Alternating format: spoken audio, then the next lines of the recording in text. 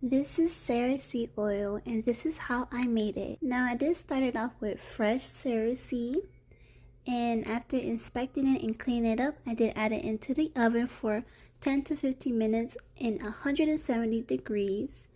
Afterwards, now that it's nice and dry, I went ahead and did this motion where I was removing all the leaves, not including the stems.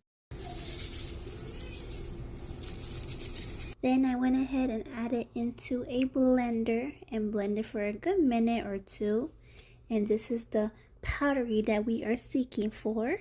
Now I did use a strainer because there were still little bits of the stems from the cerasee, but it's okay, it's alright.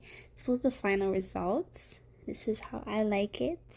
Then I added into a mason jar with grapeseed oil, and I left these two together for a good, I want to say 5 to 6 weeks it's been. And look how it gave this nice yellowish glowy color. I do love how this oil doesn't have a strong smell to it, despite that cerasee is a very strong and bitter plant. This oil is suitable for all skin types, especially those who are suffering with eczema or psoriasis.